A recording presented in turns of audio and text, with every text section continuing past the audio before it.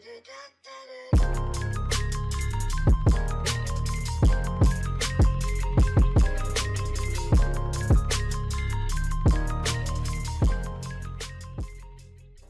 à tous, j'espère que vous allez bien les amis. Aujourd'hui une nouvelle vidéo, on va faire un point des news qui sont sortis.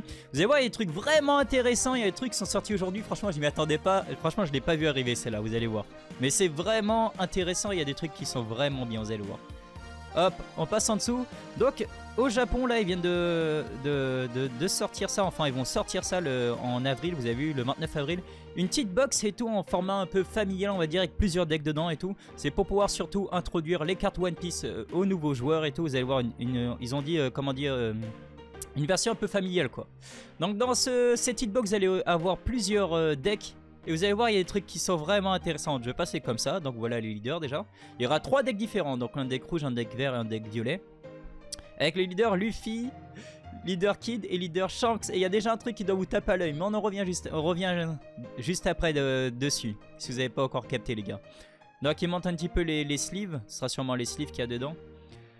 Donc évidemment les decks on les connaît déjà, il y aura exactement les mêmes cartes que les decks normaux en fait. Donc là vous avez vu, ils ont bien dit starter 1, starter 2, starter 5. Pourquoi le 5 d'ailleurs? Parce que franchement je ne comprends pas le 5. C'est le moins intéressant actuellement. Et il n'est pas jouable. 30 dons, donc normal 3 decks, 10 dons par deck. Manuel de démarrage, feuille de jeu, ok, ouais comme je vous ai dit c'est pour apprendre à jouer. Mais ce qui va nous intéresser et ce qui va faire que c'est vraiment intéressant pour le coup, c'est ça, ces deux cartes. Je vous montre les deux leaders à quoi ils ressemblent. Les deux leaders normaux. Ok, vous avez vu Luffy. Vous avez vu, il y a la petite Kid là avec son bras qui est baissé. Ok, je reviens dessus. Luffy chapeau de paille avec Kid son bras qui est levé. Et oui c'est bien, les leaders super pré-release les gars. Ils auraient réussi à nous sortir une forme en format japonais. Des leaders super pré-release. Les leaders super pré-release, je vous montre. Donc ils sont là avec le beau. Allez, fais le petit focus s'il te plaît. Il veut pas. La différence c'est quoi? C'est que vous avez évidemment un artwork différent et en plus un super pré-release en or ici gold stamp. J'ai aussi le Luffy qui est dans son deck au corps super pré-release. Donc les decks super pré-release pour ceux qui savent pas, c'est les decks pour la pré-release du jeu. La toute première pré-release qu'il y a eu, les tout premiers tournois et tout, pour les joueurs qui allaient découvrir un petit peu One Piece. Ils pouvaient acheter pendant les tournois, je crois que c'était en octobre ou septembre de l'année dernière, si je me souviens bien. Et ils pouvaient acheter les decks à presque 13 €, quelque chose comme ça, directement là-bas. Donc les decks super pré-release qui sont beaucoup plus petits. Toutes les artworks des cartes sont pareilles, sauf évidemment le leader qui a un artwork différent, donc celui que vous voyez là. Qui a 7 artworks, donc ils nous ont sorti la version super pré-release en format japonais sans le gold stamp super pré-release. Mais franchement rien que ça rend déjà le truc intéressant. Donc au niveau du prix de ça, les japonais ils auront vers 18 €. 2500 yens, c'est à peu près 18 €, quelque chose dans le genre. Donc ça va franchement pour 18 € pour 3 decks avec tout ce qu'il y a dedans et des artworks aléatoires, alternatifs, franchement c'est pas mal. C'est pas mal. Ensuite, je vous avais déjà prévenu pour les deux prochains produits, mais vous avez dit qu'ils sortaient dans ma dernière vidéo qu'ils sortiraient sûrement en format, normalement en format japonais, bah on l'a là. Donc pour ceux qui collectionnent uniquement le japonais, bah voilà vous pourrez avoir le leader Shanks, le leader Ace en format alternatif, enfin format japonais justement. Et franchement c'est pas mal. Au niveau du prix par contre il paye beaucoup de moins cher, 4500 yens là, donc c'est environ 30 €. Paye ça 30 €, nous le format global en anglais, franchement on le paye beaucoup plus cher, je sais plus, je crois que c'est vers 45 ou 50 € quoi. Dans la même lignée justement on va voir ce fameux produit là, on l'avait en format anglais. Il y en a qui se demandaient est-ce qu'on l'aurait en japonais. Je vous avais dit la dernière fois aussi que celle-là aussi on l'aurait en format japonais. Donc ils ont enfin sorti la news officielle pour dire qu'on l'aura. Du coup pareil vers 17-18 €.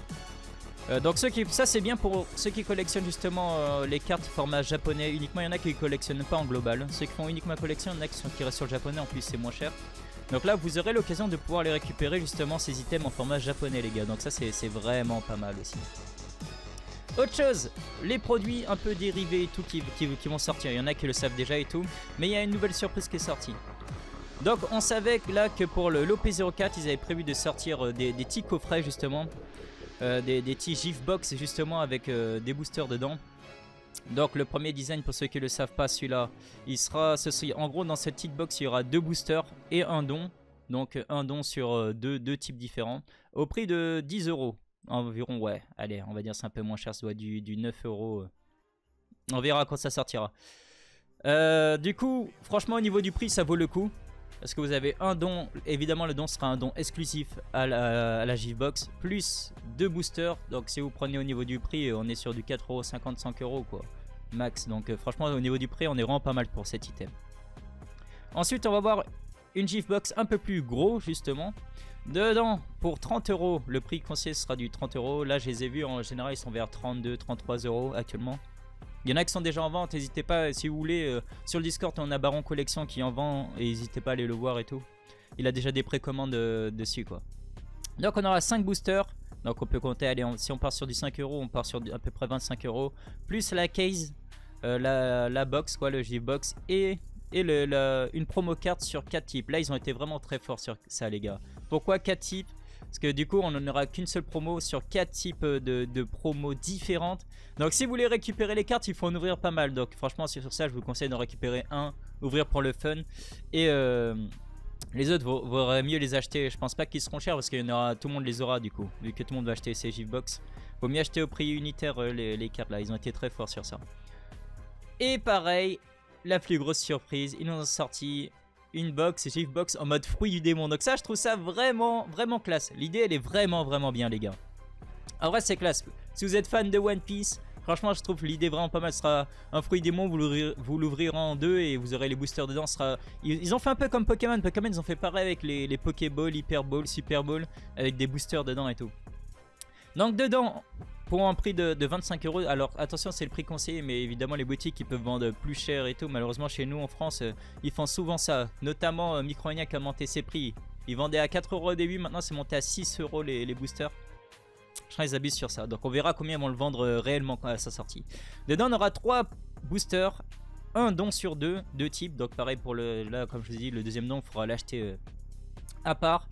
Et on aura des sleeves, il n'y en aura que 10 pièces, il y en aura que 10 et il y aura 2 choix, 2 types différents. On n'a pas encore les visuels des sleeves, des cartes promo et tout, mais dès qu'on les aura, je vous ferai une news comme d'habitude pour vous tenir au courant les amis.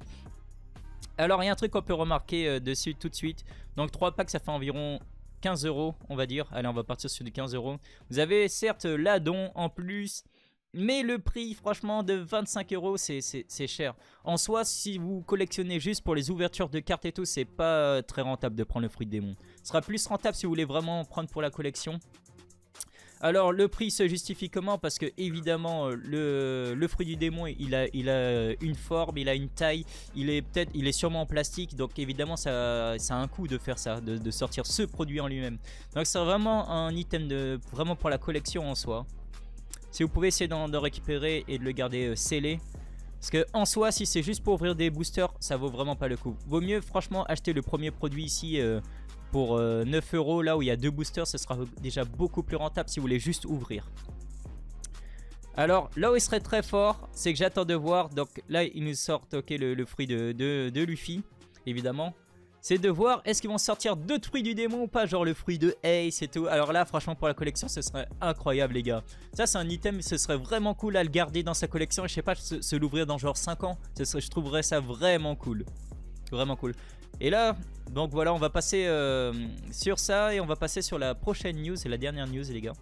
Ok, donc les amis, la dernière news justement, c'est par rapport au Giga Jump qui va sortir dès le 1er mai. Donc le Giga Jump.